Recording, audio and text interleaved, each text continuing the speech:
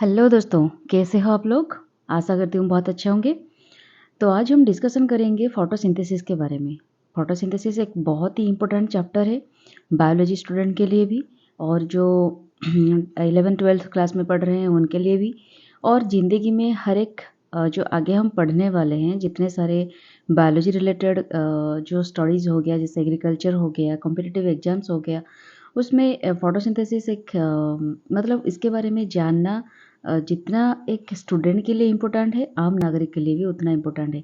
क्योंकि हमें पता तो चले कि हम जो जी रहे हैं, दुनिया जो जिस बेसिस पे चल रही है, उसकी बेस है फोटोसिंथेसिस। ठीक है? तो इसलिए सबको इसके बारे में जानना बहुत ज़रूरी है। और हम तो उनके लिए वीडियो नहीं बना रहे हैं, लेकिन सब देख सकते हैं वीडियो को। फिर भी हम स्टूडेंट्स के लिए बना रहे हैं, जो कॉम्पिटिटिव एग्जाम्स दे रहे हैं उनके लिए बना रहे हैं।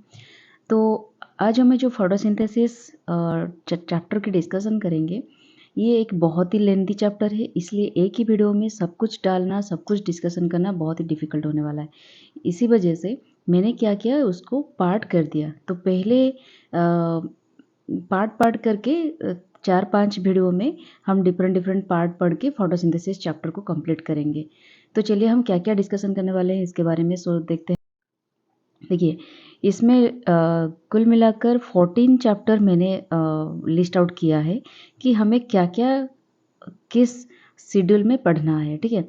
इंट्रोडक्शन, उसके बाद फोटोसिंथेसिस कहाँ पे टेक्स प्लेस होता है, फोटोसिंथेटिक पिगमेंट, ये एक बहुत ही बड़ा टॉपिक है और बहुत ही इम्पोर्टेंट चीज़ है। फोटोसिंथेटिक पिगमेंट अगर हम जानते हैं तो ही हम आगे जाकर पढ़ने में कुछ फ़ायदा है, क्योंकि सब कुछ ही फोटोसिंथेटिक पिगमेंट में ही डिपेंड करता है। ठीक है?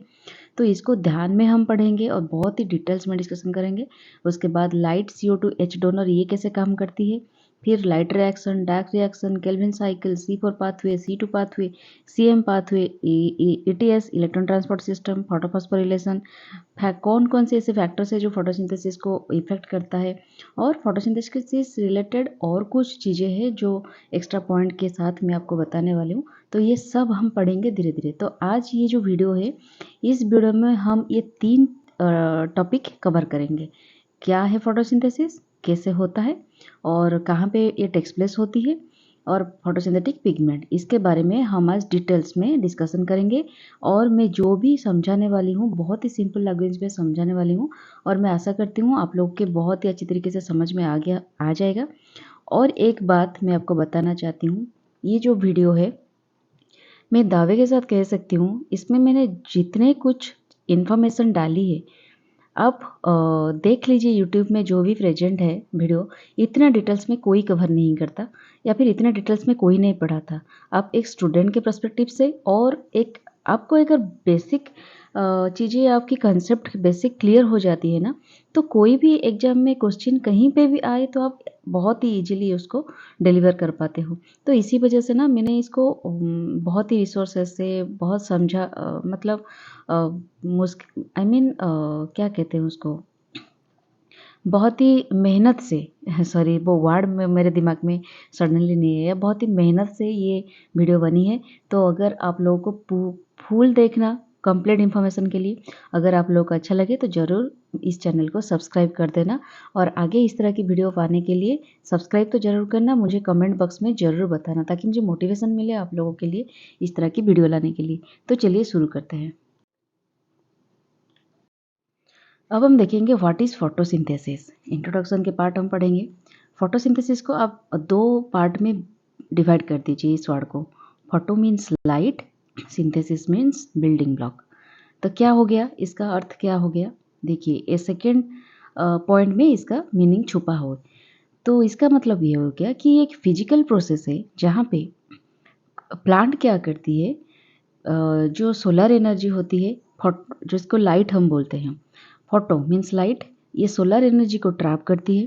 एटमॉस्फेयर में जो भी कार्बन डाइऑक्साइड है उसे लेती है, और सॉइल में जो वाटर प्रेजेंट है उसको लेती है। मतलब सोलर एनर्जी, कार्बन डाइऑक्साइड और वाटर, ये तीनों को पकड़ के प्लांट क्या करती है, कार्बोहाइड्रेट की सिंथेसाइज करती है by aerial green parts of the plant. कहाँ पे सिंथेसाइज होती है, जो aerial part of the plant, मतलब जहाँ पे ग्रीन कलर लीव्स होते हैं, पत्ते होते हैं, वहाँ पे क्योंकि फोटोसिंथेसिस तो ओनली क्लोरोफिल मॉलिक्यूल बना कर सकती है, क्लोरोफिल मॉलिक्यूल के बिना तो फोटोसिंथेसिस नहीं हो सकता है ना। तो क्लोरोफिल मॉलिक्यूल कहाँ प्रेजेंट है, जहाँ पे पत्ते हैं, ग्रीन कलर है, तो क्लोरोप्लास्ट में प्रेजेंट है। तो ग्रीन प्लांट में जब सोलर एनर्जी पड़ती है तो प्लांट क्या करती है, एटमॉस्फेयर जो भी कार्बन डाइऑक्साइड है उसको प्लस वाटर को जो सॉइल में प्रेजेंट है उस दोनों को लेकर एक केमिकल रिएक्शन करके कार्बोहाइड्रेट के सिंथेसाइज करती है। ये प्रोसेस को बोलते हैं फोटोसिंथेसिस। याद रह गया आपको? आप इसको बहुत ही सिंपल फॉर्मेट में लिख सकते हो इसका डेफिनेशन। तो केमिकल इक्वेशन क्या हो गया, देखिए CO2 एटमॉस्फेयर से लिया, वाटर सॉइल से लिया, तो सनलाइट के प्रेजेंस में क्लोरोफिल क्या करती है, इसको केमिकल रिएक्शन करके कार्बोहाइड्रेट बनाती है प्लस ऑक्सीजन रिलीज करती है। इसको बैलेंस करने के लिए आपको पता है जो 6 लगाते हैं इस तरह से, ये हो गया हमारा ग्लूकोज एंड ऑक्सीजन, ये होता है उसका केमिकल इक्वेशन। जितने भी हमारे फोटोसिंथेसिस होते हैं अर्थ में 90% entire photosynthesis is carried out by marine algae. जो ओशन में जो मेराइन सी में जो एल्गी होते हैं, अलगाई आपको पता है बहुत बहुत ही लार्ज क्वांटिटी में वो प्रेजेंट होते हैं। तो उनसे जो पर्टिकुलरली ग्रीन एल्गी होते हैं, तो ये 90% एंटर फोटोसिंथेसिस वहीं पे होते हैं। क्योंकि आपको तो पता है हमारे जो पृथ्वी है 3 पार्ट पानी है, 1 पार्ट क्या हो गया मतलब स्थल भाग है, ठीक है। तो जो पानी के पार्ट है, वाटर हमारे 3 पार्ट है, तो इसमें कितने सारे एल्गी होंगे, जितने हमारे यहाँ पे पेड़ पौधे हैं ना, इससे कई बहुत ही ज़्यादा परिमाण में एल्गी वहाँ पे प्रेजेंट है पानी में। तो इसीलिए फोटोसिंथेसिस सबसे ज़्यादा वहाँ पे होती है ओशन में। फिर ये बात कह रहे हैं कि the ratio of volume of O2 liberated in photosynthesis and O2 used in respiration in is 10:1। मतलब जितने भी ऑक्सीजन रिलीज होते हैं फोटोसिंथेसिस में, अगर उसकी मॉलिक्यूल को पकड़े और जितने भी यूज्ड होते हैं रेस्पिरेशन में, हम जो निश्वास प्रश्वास ले रहे हैं, ये जो रेस्पिरेशन की टॉपिक है ना, प्लांट की रेस्पिरेशन के बारे में हम फोटोसिंथेसिस कंप्लीट हो जाए एक बार, उसके बाद उसके ऊपर एक वीडियो बनाएंगे। तो आज बस इतना ही जान लीजिए, जो जितना रेस्पिरेशन हम लेते हैं, जो ब्रीदिंग लेते हैं, प्लांट हो गया, एनिमल हो गया, सबको कुल मिलाकर इसका रेशियो है 10:1। मतलब 10 मॉलिक्यूल अगर रिलीज होती है, वहाँ पे सिर्फ 1 मॉलिक्यूल यूटिलाइज होती है।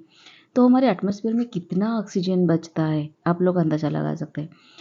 तो it is an oxidation reduction process. इस फोटोसिंथेसिस से पर्टिकुलरली ऑक्सीडेशन रिडक्शन प्रोसेस है, जहाँ पे ऑक्सीजन ऑक्सीडाइज वाटर ऑक्सीडाइज होके ऑक्सीजन बनती है, ठीक है, और कार्बन डाइऑक्साइड रिड्यूस्ड होके ग्लूकोज बनती है। देखिए यहाँ पे एक रिडक्शन होगा, एक ऑक्सीडाइजेशन होगा। वाटर हमेशा ऑक्सीडेशन होके ऑक्सीजन रिलीज करती है और कार्बन डाइऑक्साइड हमेशा रिड्यूस होके ग्लूकोज फॉर्मेशन होती है। ये हो गया फोटोसिंथेसिस की बेसिक।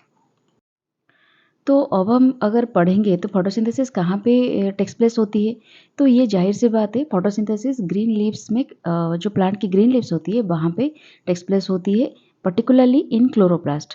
ग्रीन लीव्स में एक क्लोरोप्लास्ट एक सेल होती है जिसमें फोटोसिंथेसिस टेक्स प्लेस होती है।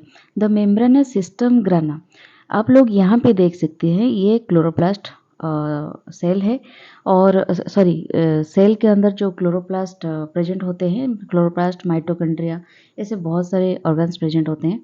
तो क्लोरोप्लास्ट में आप इसके मॉर्फोलॉजी आप देख सकते हैं, एग्जाम में भी पढ़ सकता है। ये जो इस तरह की कुछ चीज़ें बनी हुई है, ये थाइलाकॉइड है। ये एक एक थाइलाकॉइड मिलके ग्राना क्रिएट करते हैं। मतलब एक थाइलाकॉइड, 2 थाइलाकॉइड, इस तरह से मिलके ये ग्राना, इसको कंप्लीट एक स्टैक अगर हो गया तो इसको ग्राना बोलते हैं। तो ये हो गया थाइलाकॉइड, ये हो गया ग्राना। फिर 2 ग्राने के बीच एक कनेक्टिंग लिंक होती है जिसको बोलते हैं लामेला। ये देख सकते हैं, ये जो लंबे वाला कनेक्टिंग लिंक है, ये दोनों थाइलाकॉइड के अंदर, तो इसको बोलते हैं लामेला। फिर इसमें डीएनए भी प्रेजेंट होते हैं। आप लोगों को पता होगा सेल के अंदर ओनली माइटोकॉन्ड्रिया और क्लोरोप्लास्ट 2 ऐसे जगह है जहाँ पे डीएनए प्रेजेंट होते हैं, उनका खुद का डीएनए होते हैं। फिर लिपिड ड्रॉपलेट भी होते हैं, यहाँ पे राइबोसोम्स भी होते हैं, ये दोनों ऑर्गन में भी राइबोसोम्स प्रेजेंट होते हैं। फिर ये स्टार्च ग्रैन्यूल्स भी प्रेजेंट होते हैं। और ये जो चैनल होता है ना, इसको बोलते हैं स्ट्रोमा लामेला। ठीक है, इसको पर्टिकुलरली बोलते हैं स्ट्रोमा लामेला। और ये जो बीच के जगह है इसको स्ट्रोमा बोलते हैं। ठीक है, ये हो गया क्लोरोप्लास्ट की मॉर्फोलॉजी। तो फोटोसिंथेसिस पर्टिकुलरली ग्राना में हो सकता है, मतलब ये जो थाइलाकोइड स्टैक में हो सकता है, या फिर स्ट्रोमा लामेला में प्रेजेंट हो सकते हैं। ठीक है, ये पर्टिकुलरली ग्राना रेस्पॉन्सिबल होता है for trapping the light energy and synthesis of ATP and NADPH.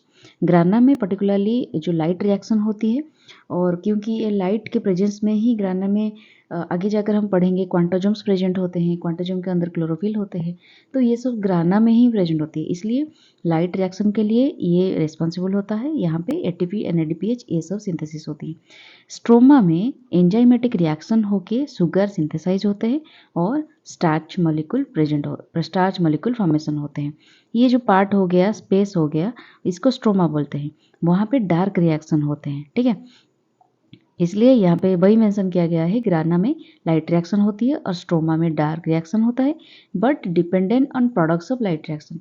ये जो स्ट्रोमा में जो डार्क रिएक्शन होते हैं, वो लाइट रिएक्शन में जो प्रोडक्ट्स निकलते हैं उस प्रोडक्ट के ऊपर ये डिपेंडेंट होते हैं, उनको लेकर ये डार्क रिएक्शन बन के उसके बाद स्टार्च फॉर्मेशन होते हैं।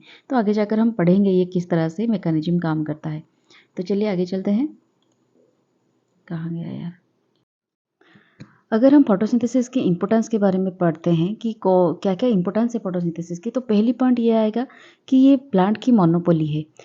ये फोटोसिंथेसिस एक प्रोसेस है जो ओनली प्लांट बना सकती है, इसको कोई भी एनिमल किंगडम नहीं बना सकते। तो ये प्लांट की मोनोपोली यहाँ पे चलती है। ये मैन्युफैक्चर करती है food both for themselves and the living world. खुद के लिए भी फूड प्रोडक्शन करती है और लिविंग वर्ल्ड के लिए भी प्रोडक्शन करती है। तो ये एयर को प्यूरिफाइज करती है। क्यों? क्योंकि हम जो एयर में कार्बन डाइऑक्साइड के अमाउंट बढ़ाते रहते हैं, प्लांट ही तो है जो कि इस कार्बन डाइऑक्साइड को लेकर ये जो ग्रीन हाउस गैस उसे बोलते हैं ना कार्बन डाइऑक्साइड को, जो हमारे ओजोन लेयर की टेम्परेचर बढ़ाती है, हमारे एनवायरनमेंट की टेम्परेचर बढ़ाती है। तो इस कार्बन डाइऑक्साइड को लेकर वो अपने अंदर सिंथेसाइज करके उसमें खाना बनाती है। तो इसी वजह से ये एयर को भी प्यूरिफाई करता है। Supply food to entire universe directly indirectly. ठीक है, simple carbohydrates produced in this process are further converted into lipids, nucleic acids, proteins and other organic molecules. हम जो सिंपल कार्बोहाइड्रेट इससे निकलता है वो फर्दर मतलब कन्वर्ट होता है डिफरेंट प्रोसेस से, लिपिड में कन्वर्ट होता है, न्यूक्लिक एसिड में। डिपेंड करता है कौन सी एनवायरनमेंट में, कौन सी सिचुएशन में, कौन सी प्लांट में वो किस तरह से कन्वर्ट हो। प्रोटीन अदर ऑर्गेनिक मॉलिक्यूल्स में वो कन्वर्ट हो जाते हैं। फिर इसमें फोटोसिंथेसिस में जो भी रॉ मटेरियल प्रोड्यूस होते हैं वो रेस्पिरेशन में जाकर यूज होते हैं। ठीक है, energy release by respiration is used in various metabolic process. हमारे रेस्पिरेशन के साथ फोटोफॉस्फोरिलेशन हो गया, ऑक्सीडेशन हो गया, बहुत सारे मेटाबॉलिक प्रोसेसेस होते हैं जो पर्टिकुलरली फोटोसिंथेसिस और रेस्पिरेशन के साथ बंधे हुए हैं। मतलब कुल मिलाकर आप अगर देखें, फोटोसिंथेसिस एक ऐसी चीज़ है जिसके साथ सारा वर्ल्ड कनेक्टेड है, सारा वर्ल्ड की बेसिक है फोटोसिंथेसिस। मैं आगे जाकर बताऊंगी वो किस तरह से बेसिक है। बहुत सारी चीज़ें भी जानना है आप लोगों को। तो सब मेटाबॉलिक प्रोसेस जो एनिमल में होता है, जो प्लांट किंगडम में होता है, हर एक मेटाबॉलिक प्रोसेस की बेसिक है फोटोसिंथेसिस एंड रेस्पिरेशन। तो इतना ये बहुत सारे इंपॉर्टेंस रखता है। नेक्स्ट चलिए जानते हैं। अब हम देखते हैं फोटोसिंथेसिस के लिए रॉ मटेरियल्स की क्या क्या ज़रूरत है। रॉ मटेरियल में मैंने आपको एक हायरार्ची बनाकर दे दिया है, आप लोग सिंपली भी इसे याद रख सकते हैं। पहली रॉ मटेरियल है फोटोसिंथेटिक पिगमेंट। ये बहुत ही इंपॉर्टेंट है, बहुत बहुत बहुत इंपॉर्टेंट है। ठीक है, फोटोसिंथेटिक पिगमेंट के बारे में जानना। फिर लाइट, एक रॉ मटेरियल, लाइट के बिना नहीं हो सकता फोटोसिंथेसिस। कार्बन डाइऑक्साइड के बिना फोटोसिंथेसिस नहीं हो सकता। फिर एच डोनर जो कि वाटर से मिलती है। ये सारी चीज़ें हो गया raw material. Photosynthetic pigment, light, solar energy, carbon dioxide and water जो कि एच डोनेट करता है। ये रॉ मटेरियल के बारे में हम धीरे धीरे करके पढ़ेंगे। तो आज ये जो वीडियो है ओनली फोटोसिंथेटिक पिगमेंट के बारे में हम पढ़ेंगे। तो फोटोसिंथेटिक पिगमेंट किस तरह से है?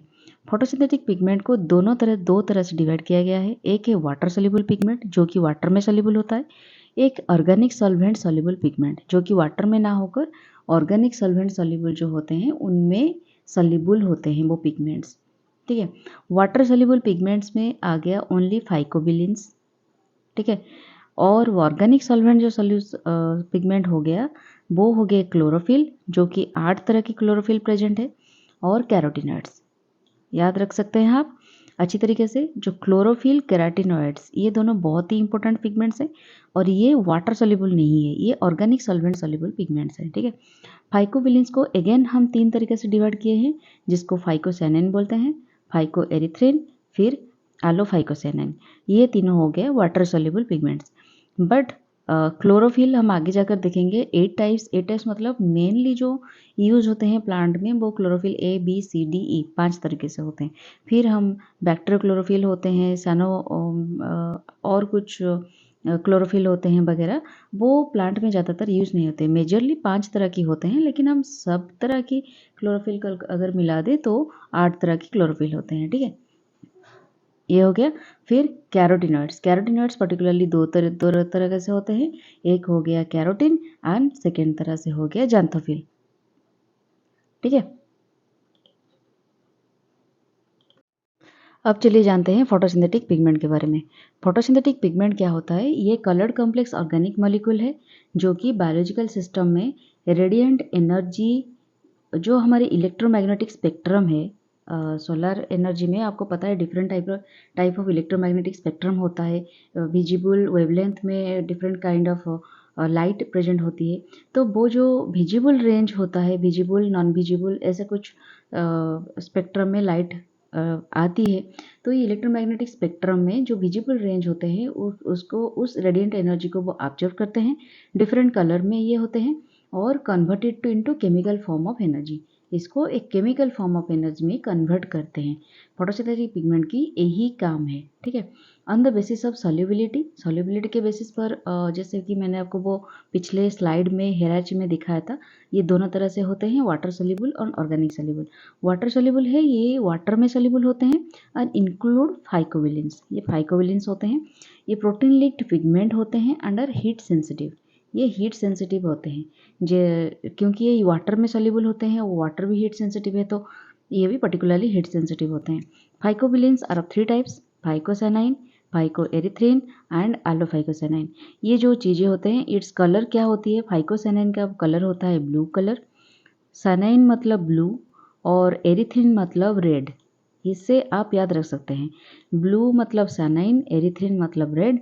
ये इसमें सैनाइन होता प्रेजेंट है ना, तो इसलिए ये भी ब्लू कलर है। ठीक है।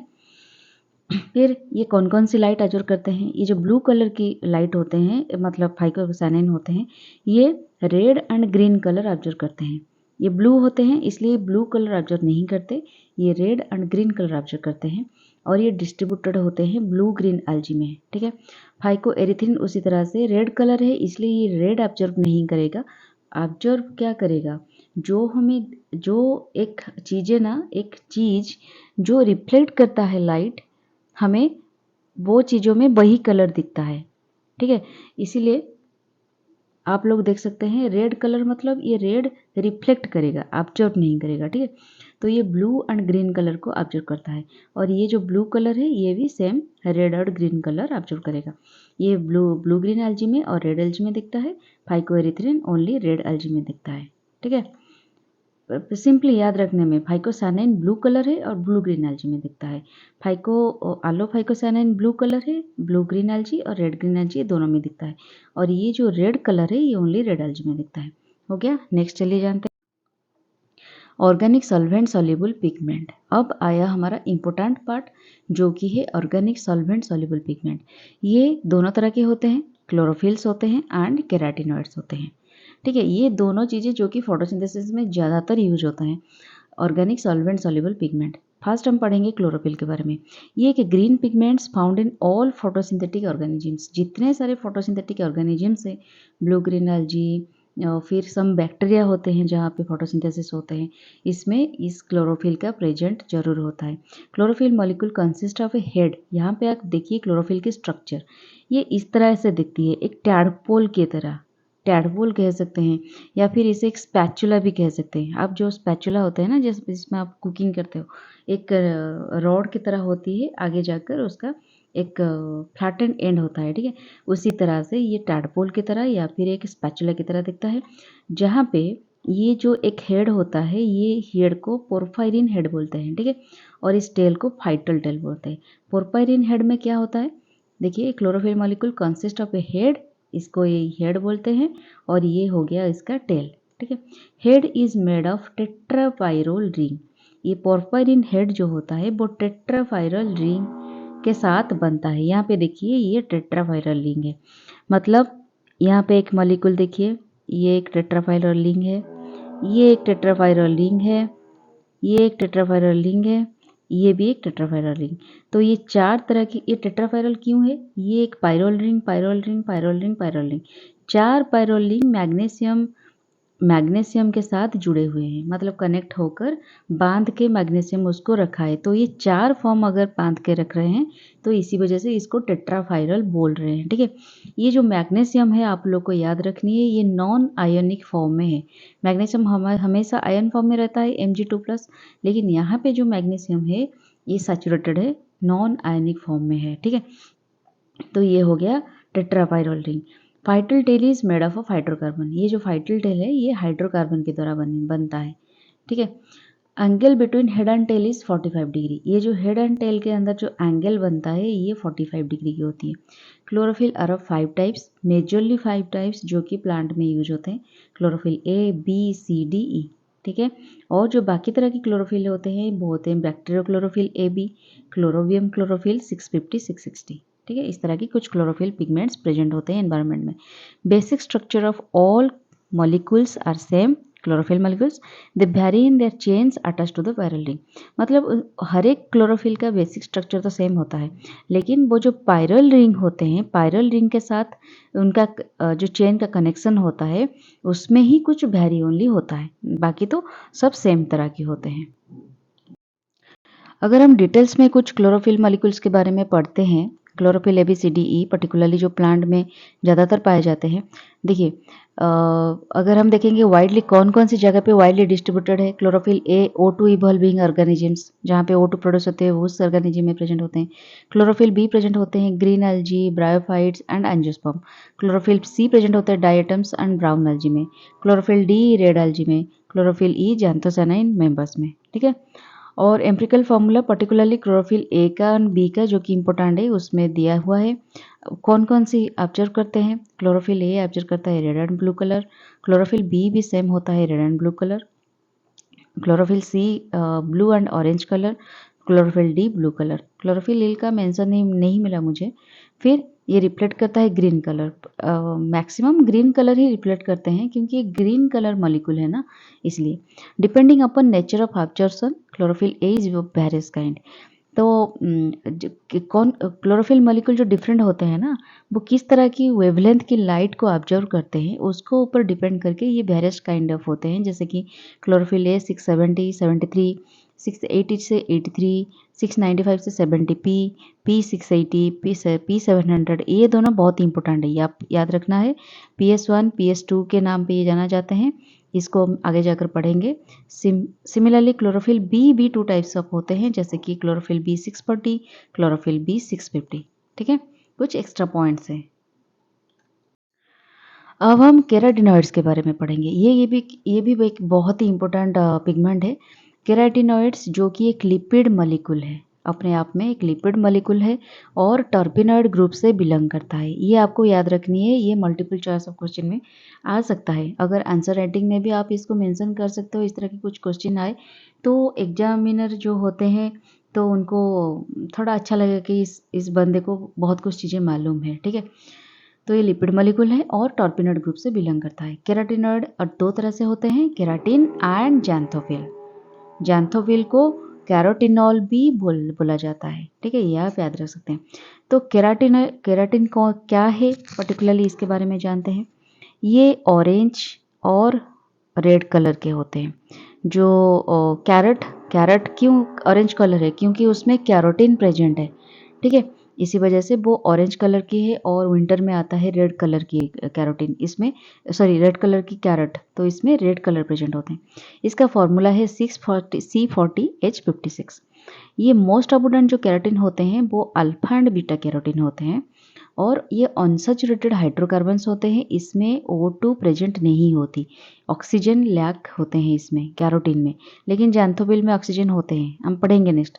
Found in chloroplast and chromoplast of plastid, plastid में जो क्लोरोप्लास्ट और क्रोमोप्लास्ट दोनों में ये कैरोटीन प्रेजेंट होते हैं। फिर ज़ैंथोफिल के पास आते हैं। Xanthophyll oxygen containing derivatives of carotene, मतलब कैरोटीन में ऑक्सीजन प्रेजेंट नहीं होती, अगर ऑक्सीजन इसमें प्रेजेंट हो गए तो ऑक्सीजन कंटेनिंग डेरिवेटिव होता है ज़ैंथोफिल, ठीक है। कॉमन ज़ैंथोफिल्स आर जियाजैंथिन जो कि मेज में प्रेजेंट होते हैं, क्रिप्टोजैंथिन जो कि पपाया एंड ऑरेंजेस में प्रेजेंट है, एंड फिकोजैंथिन जो कि ब्राउन अलजी में प्रेजेंट है, ठीक है। ये तीनों आप याद रख सकते हैं, जियाजैंथिन, क्रिप्टोजैंथिन एंड फिकोजैंथिन। इसका कलर है येलो कलर, कभी कभी ब्राउन कलर भी दिख जाते हैं ये।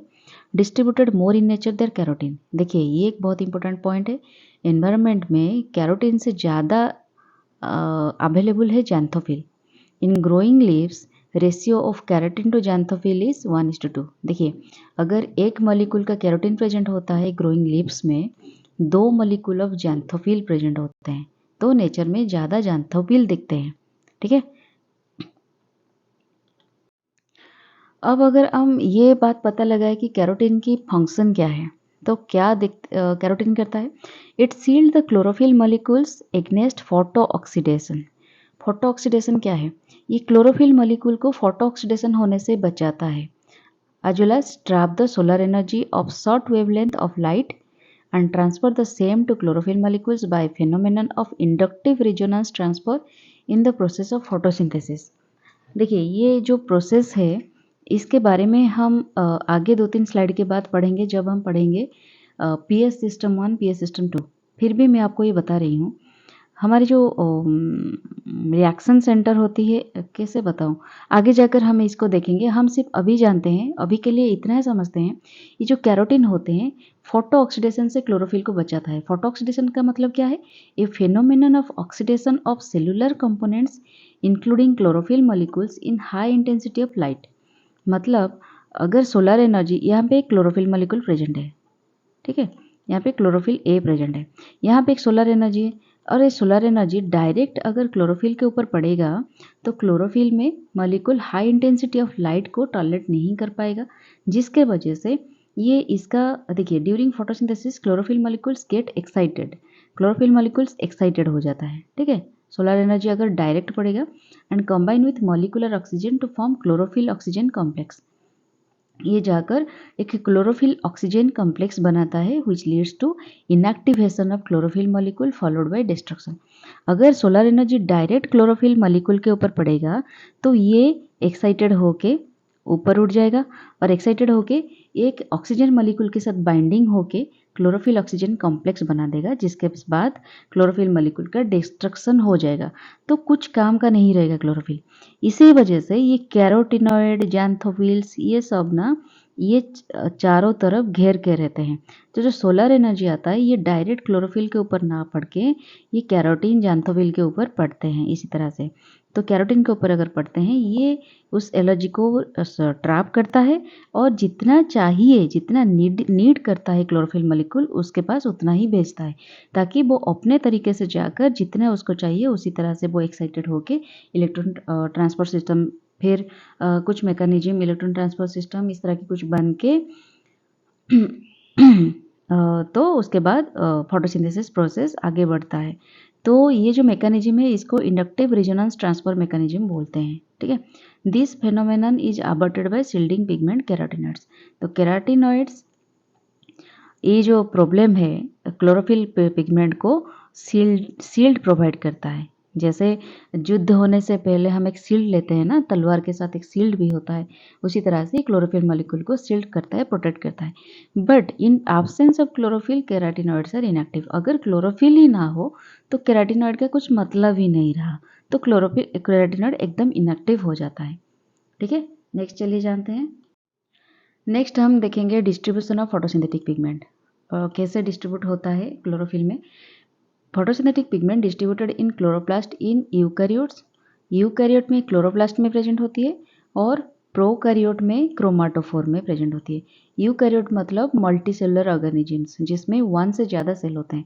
और प्रोकैरियोट्स होते हैं जिसमें एक सेल प्रेजेंट होते हैं। हम लोग पढ़े होंगे ना, अमीबा, कुछ बैक्टीरिया वगैरह होते हैं जिनमें प्रोकैरियोट्स जो भी होते हैं, तो उनमें बैक्टीरिया और 1 सेलुलर जो ऑर्गेनिजम्स होते हैं उनमें क्रोमाटोफोर प्रेजेंट होता है। आप ये देख सकते हैं बैक्टीरियल स्ट्रक्चर जहाँ पे क्रोमाटोफोर प्रेजेंट है।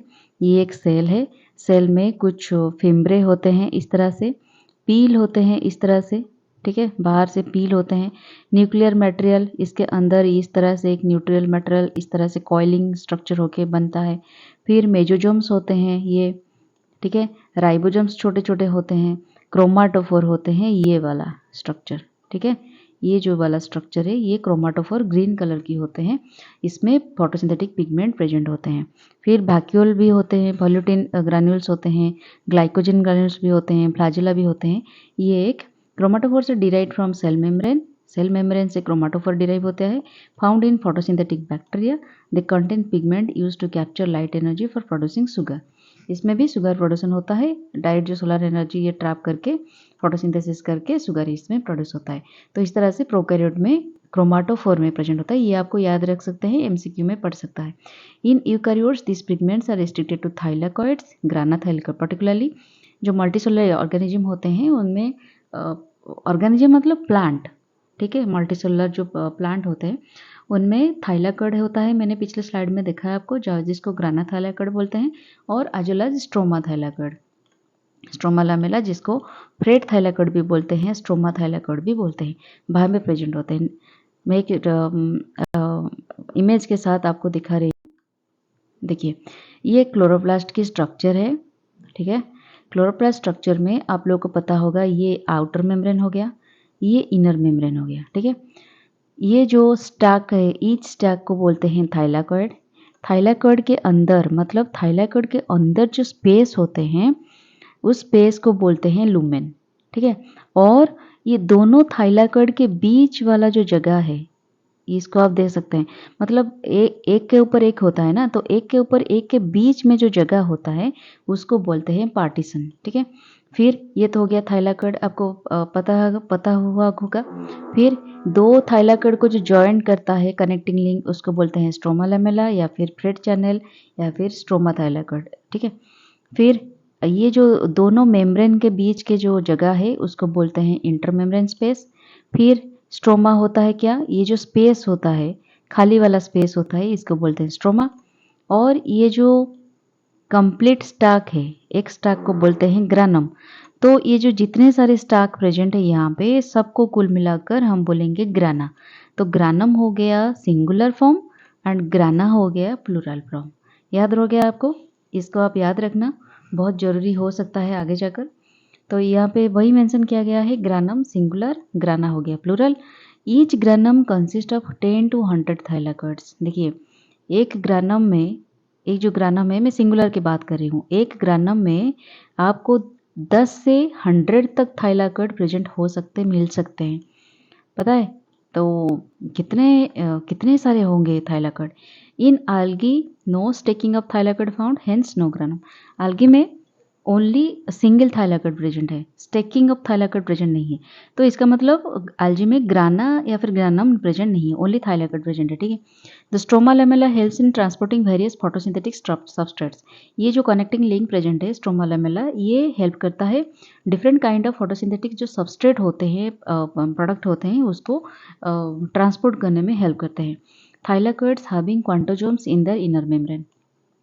आगे जाकर मैं दिखाऊंगी ये जो थाइलाकॉइड है, ये थाइलाकॉइड की, देखिए थाइलाकॉइड की ये आउटर मेम्ब्रेन हो गया, ये हो गया इनर मेम्ब्रेन।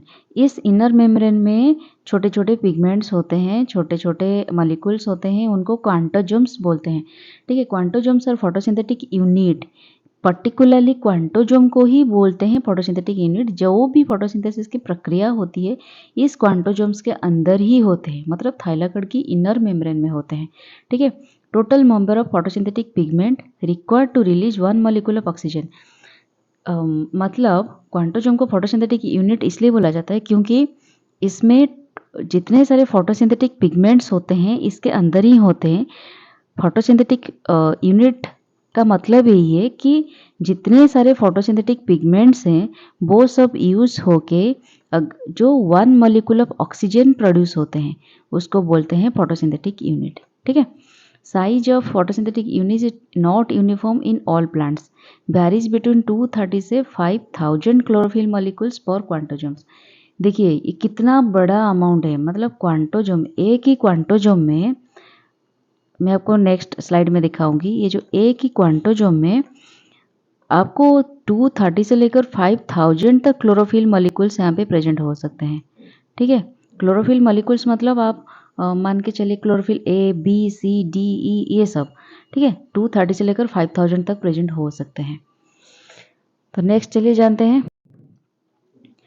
देखिए यहाँ पे मैं आपको दिखा रही हूँ, ये हो गया थाइलाकॉइड। ठीक है। इसका जो इनर मेम्ब्रेन है ना, इनर मेम्ब्रेन में यहाँ पे ये क्वांटोजोम्स होते हैं। और क्वांटोजोम्स का अगर हम बड़ा करेंगे, ये ग्राना थाइलाकॉइड, ये फोटोसिंथेटिक यूनिट है, जिसको क्वांटोजोम्स बोलते हैं। ये एक एक क्वांटोजोम्स है। ठीक है।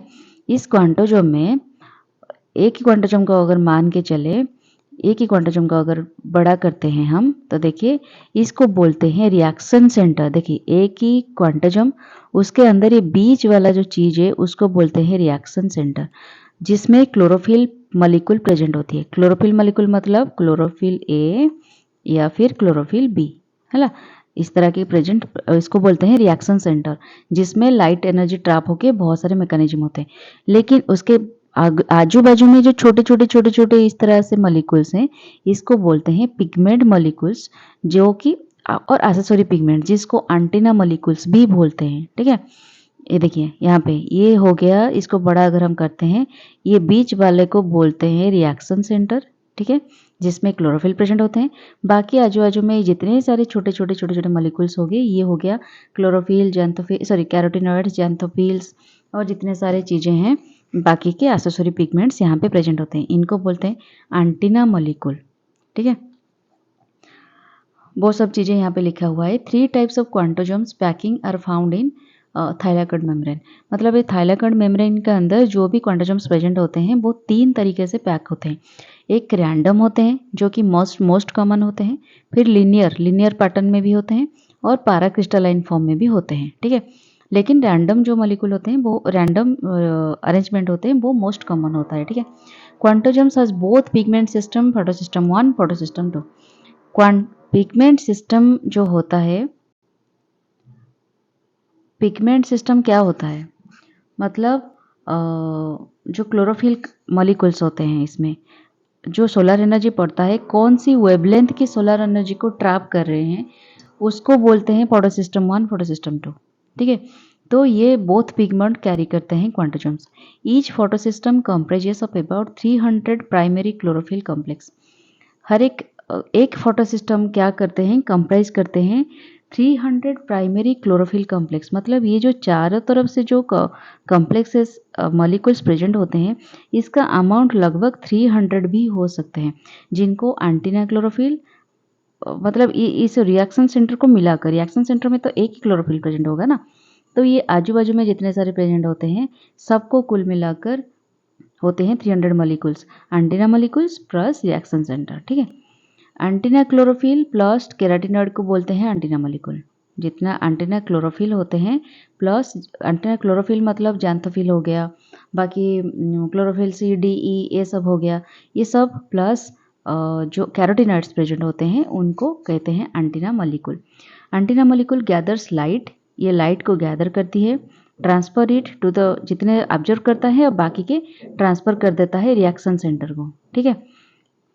By inductive resonance transfer technique, हम पढ़े थे ना जब कैरोटिनॉइड के बारे में मैं बोल रही थी, तो किस तरह की वो काम कर रहे थे, वो एंटीना मॉलिक्यूल जो काम करता है उस तरह की वो काम करते हैं। Antenna molecule also shield the RC against photooxidation. ये जो एंटीना मॉलिक्यूल होता है फोटोऑक्सीडेशन से बचाता है रिएक्शन सेंटर को। ठीक है।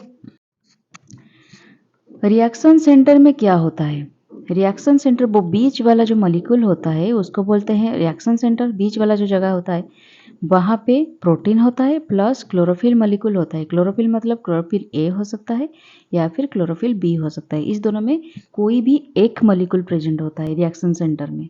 ठीक है। रिएक्शन सेंटर ऑफ 3 टाइप्स, इसमें 3 तरह की वो होते हैं। P680 मतलब जिसको फोटो सिस्टम 2 बोलते हैं। फोटो सिस्टम 2 680 nm वेवलेंथ की लाइट को ऑब्जर्व करती है, इसलिए फोटो सिस्टम 2 बोला जाता है। लाइट हार्वेस्टिंग, इसमें कुछ प्रोटीन्स होते हैं जिसको बोलते हैं लाइट हार्वेस्टिंग क्लोरोफिल प्रोटीन। ठीक है, इसके क्लोरोफिल के साथ कुछ प्रोटीन्स भी प्रेजेंट होते हैं ना चारों तरफ से, तो इसको बोलते हैं light harvesting chlorophyll protein associated with chlorophyll A. ठीक है, फोटो सिस्टम जो कि P80 जिसको फोटो सिस्टम 2 बोलते हैं। फिर आता है P700 जो 700 nm वेवलेंथ की लाइट को ऑब्जर्वेशन करती है, इसको फोटो सिस्टम 1 बोलते हैं। और ये जो है प्रोटीन एसोसिएटेड विथ क्लोरोफिल, ये भी क्लोरोफिल ए मॉलिक्यूल के साथ एसोसिएटेड है, लेकिन 700 nm वेवलेंथ की रेडिएशन को ये ऑब्जर्व करता है। तो याद हो गया, फोटो सिस्टम 1 जो होता है वो ज़्यादा nm की वेवलेंथ को ऑब्जर्व करता है। फोटो सिस्टम 2 स्मॉल अमाउंट, मतलब उससे थोड़ा कम अमाउंट की nm की वेवलेंथ को ऑब्जर्व करता है। फिर एक P890 आता है जो कि फोटो सिस्टम 1 और फोटोसिंथेटिक बैक्टीरिया में प्रेजेंट होता है, observes 890 nm wavelength of light. तो आप लोग एक्सप्लेनेशन, अब मतलब आप लोग के समझ में आ रहा है जो मैं बता रही हूँ? बहुत ही सिंपल भाषा में बता रही हूँ, और कुछ एक्स्ट्रा पॉइंट्स भी है जो कि आपको सब नहीं बताएंगे, इसलिए ध्यान में सुनिएगा सब कुछ। LSCP is photochemically inactive. ठीक है, जो लाइट हार्वेस्टिंग क्लोरोफिल प्रोटीन होते हैं वो फोटोकेमिकली इनएक्टिव होते हैं। It contains polypeptides, chlorophyll A, B, C, D, E, carotenoids and phycobilins. देखिए, इसी तरह से क्लोरोफिल ए होते हैं और उनके चारों तरफ ये LHCP बोलते हैं, जिसको एंटीना मॉलिक्यूल भी कहते हैं। इसका अदर नेम एंटीना मॉलिक्यूल भी है। ठीक है, याद रख सकते हैं आप। ये कंटेन करते हैं कुछ पॉलीपेप्टाइड को भी, और उसमें होते हैं chlorophyll A, B, C, D, ई, हर तरह के क्लोरोफिल होते हैं, केराटिनॉइड्स होते हैं, फाइकोबिलिन्स होते हैं, जांथोफिल भी होते हैं। ठीक है, main function of LSCP is to trap solar energy and protect chlorophyll. इसका काम यही है कि वो सोलर एनर्जी को ट्रैप करे, कुछ ऑब्जर्व करे, और जितना रिक्वायर्ड हो क्लोरोफिल मॉलिक्यूल को ए को उतना ही वो भेजे वहाँ पे। ठीक है, it constitute 40 to 60% of chlorophyll in thylakoid. Thylakoid की 40 to 60% क्लोरोफिल यहीं पे ही प्रेजेंट होते हैं LSCP में। ठीक है, PS2 are located in ग्रानास्टैक्स। PS2 मतलब 680 nm वेवलेंथ की जो ऑब्जर्वेशन होती है, जो लाइट, जो मॉलिक्यूल, वो PS2 आर लोकेटेड इन ग्रानास्टैक में होता है। और PS1 stroma lamella, ग्राना lamella both में प्रेजेंट होता है। याद रखिए आप, PS1 जो होता है वो बोथ स्ट्रोमा लैमेला मतलब डार्क रिएक्शन और लाइट रिएक्शन दोनों में ही प्रेजेंट होता है। ठीक है, लेकिन PS2 जो 680 nm की वेवलेंथ को ऑब्जर्व करता है वो ग्रानास्टैक में ओनली प्रेजेंट होता है। ठीक है, the 2 PS are connected by electron transfer system. ये दोनों का जो रिएक्शन होता है, डिफरेंट डिफरेंट रिएक्शन होता है, लेकिन वो दोनों कनेक्टेड होते हैं ओनली इलेक्ट्रॉन ट्रांसफर सिस्टम में, जो हम आगे जाकर पढ़ेंगे इलेक्ट्रॉन ट्रांसफर सिस्टम है क्या। Comprising plastoquinone, plastocyanin and cytochrome B6/F complex. ये सब चीज़ों की भी वहाँ पे ज़रूरत होती है। ये सब चीज़ें कैसे काम करते हैं वो हम जो पढ़ेंगे इलेक्ट्रॉन ट्रांसफर सिस्टम, वहाँ पे डिस्कशन करेंगे। ठीक है,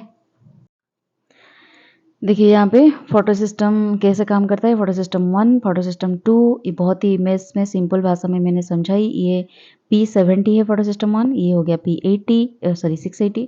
यहाँ पे जो एंटीना मॉलिक्यूल ये प्रेजेंट है LSCP, इसमें भी एंटीना मॉलिक्यूल प्रेजेंट है, carotenoid other form of chlorophyll pigment. इसको हम रिएक्शन सेंटर बोलते हैं। ठीक है, अब जो light longer than 680 milli MU, P700 is reaction center, वही बात लिखा हुआ है। ठीक है, देखिए फोटो सिस्टम और फोटो जो पिगमेंट सिस्टम होता है वो दो तरह के डिवाइड होते हैं, जैसे कि मैंने बताया। फोटो सिस्टम 1 जो कि है P700, photo system 2 P680। Photo system 1 का अपना RC1 होता है और LSCP1 होता है, और इसका भी PS2 का भी सेम RC2 होता है, LSCP2 होता है। ठीक है, देखिए जो बोल रही थी मैं, इलेक्ट्रॉन ट्रांसफर सिस्टम इसी तरह से कुछ काम करता है। इसके बारे में हम डिटेल्स पढ़ेंगे, मैं बस आपको समझाने के लिए यहाँ पे दे रही हूँ कि जैसे लाइट आता है 680 में पड़ता है, उसके बाद ये अपचर होकर ये P680 यहाँ पे एक्साइटेड होके क्लोरोफिल मॉलिक्यूल एक्साइट हो जाता है। फिर यहाँ पे फाइकोबिलिन सब काम होता है, फाइकोबिलिन, प्लास्टोक्विनन, प्लास्टोसाइनाइन ये सब, और जो B6/F कॉम्प्लेक्स यहाँ पे भी प्लास्टोसाइनाइन ये सब उससे उस मैकेनिज्म में ये सब काम में आते हैं। फिर P70 में ये सोलर एनर्जी पड़ता है, उसके बाद ये एक्साइटेड हो जाता है, फिर NADP+ NADPH ये सब होता है। इसका अभी हम डिस्कशन नहीं करेंगे, जब इलेक्ट्रॉन ट्रांसफर सिस्टम पढ़ेंगे बहुत ही डिटेल्स में इसके बारे में डिस्कशन करेंगे। फिर हम अब पढ़ेंगे PS1 और PS2 के माध्यम में जो डिफरेंस है इसके बारे में देखेंगे। ये काफ़ी बार क्वेश्चन में आता है, आंसर राइटिंग में भी आता है, और मतलब MCQs में भी कभी कभी देता है, तो इसे ध्यान में देखिए। It is located on outer surface of the thylakoid membrane towards stroma. ठीक है, ये जो होते हैं आउटर सरफेस PS1 जो प्रेजेंट होते हैं 700 nm वेवलेंथ ऑब्जर्व करने वाली मॉलिक्यूल, वो थाइलाकोइड मेम्ब्रेन की आउटर सरफेस में प्रेजेंट होते हैं। ये थाइलाकोइड अगर हो गया आउटर सरफेस में टुवर्ड्स स्ट्रोमा, स्ट्रोमा मतलब ये जो स्पेस होते हैं, ठीक है, ये जो स्पेस होते हैं क्लोरोप्लास्ट के अंदर, तो यहाँ पे प्रेजेंट होते हैं। Located on the inner surface of the thylakoid membrane. PS2 लेकिन इनर मेम्ब्रेन में प्रेजेंट होती है, जो कि 680 nm वेवलेंथ वाला। ठीक है, आप इसमें ऐसे याद रख सकते हैं P700, ये हो गया P680। ठीक है, तो present in unstacked thylakoid membrane and cause light induced reduction of NADP+। Unstacked thylakoid membrane, जो थाइलाकोइड मेम्ब्रेन अनस्टैक्ड है, मतलब स्टैक होकर क्या बनता है, ग्रानम बनता है। ये पर्टिकुलरली वही जगह पे प्रेजेंट होता है जहाँ पे स्टैक्ड थाइलाकोइड नहीं है, सिंगल थाइलाकोइड प्रेजेंट है। Causes light induced reduction of NADP+ present in stacked thylakoid, इसका उल्टा होगा PS2। फिर molecular oxygen is not involve. PS1 में मॉलिकुलर ऑक्सीजन इन्वॉल्व नहीं होता, लेकिन मॉलिकुलर ऑक्सीजन यहाँ पे इवॉल्व होता है, और photosynthesis, photolysis of water takes place. यहाँ पे फोटोलिसिस होता है वाटर की, इसके बारे में भी हम पढ़ेंगे जब डिटेल्स पढ़ेंगे किस तरह से काम करता है। तो डार्क रिएक्शन, लाइट रिएक्शन, जब वो पर्पज से पढ़ेंगे उसमें ये सब डिस्कशन करेंगे। फोटोलिसिस ऑफ वाटर क्या होता है, वाटर की ब्रेकडाउन होती है। ठीक है, involve in both cyclic non cyclic photophosphorylation, इसके बारे में भी पढ़ेंगे फोटोफॉस्फोरिलेशन। बट बस अब डिफरेंस याद रखिए, और इस कंसेप्ट को ना अभी तो मैं नहीं बता सकती, क्योंकि बताऊंगी तो बहुत ही लेंदी हो जाएगा ना वीडियो। तो जब इसके बारे में पढ़ेंगे वहाँ पे ये सब चीज़ें आएगी, धीरे धीरे आपकी कंसेप्ट क्लियर हो जाएगी। बस आप इतना ही याद रखिए, ये जो PS1 है बहुत साइक्लिक नॉन साइक्लिक फोटोफॉस्फोरिलेशन में इन्वॉल्व होता है, लेकिन ये ओनली साइक्लिक फोटोफॉस्फोरिलेशन में इन्वॉल्व होता है, PS2। फिर here strong reductant is produced which reduce NADP+ to NADPH and H+।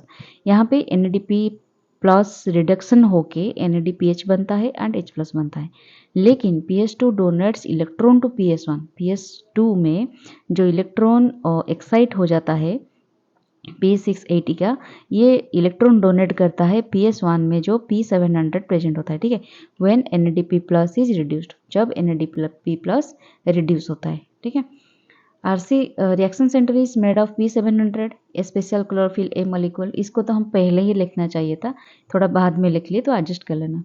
यहाँ पे P680। फिर ये होता है PS1 में क्लोरोफिल ए और क्लोरोफिल बी की जो रेशियो होता है वो बहुत हाई होता है, लेकिन यहाँ पे 2 से 2.5 होता है, लो थोड़ा होता है PS1 में। तो इसके साथ हमारा ये जो टॉपिक है फोटोसिंथेसिस का पार्ट 1, ये बहुत ही अच्छी तरीके से कंप्लीट हो गया। आप लोगों को कैसा लगा मुझे बताना, थोड़ा ज़्यादा इन्फॉर्मेशन मिला कि नहीं मिला, और बहुत ही सिस्टमेटिक वे से मैंने इसको पॉइंट वाइज करके बनाया है। अगर आपको इसका PDF चाहिए तो मुझे कमेंट बॉक्स में ज़रूर बताइएगा, मैं नीचे इसका डिस्क्रिप्शन दे दूँगी। मतलब मैं कुछ ना कुछ करूँगी, क्योंकि अभी भी तो मेरा चैनल खुला है ना, तो अगर आपको चाहिए होगा PDF तो आप अगर बोलोगे तो मैं उसके लिए कुछ बंदोबस्त कर लूँगी ज़रूर। तो अगर अच्छा लगे तो मेरे वीडियो को ज़रूर सब्सक्राइब करना, और बहुत सारे प्यार देने के लिए धन्यवाद। आज के लिए इतना ही। Take care, bye bye.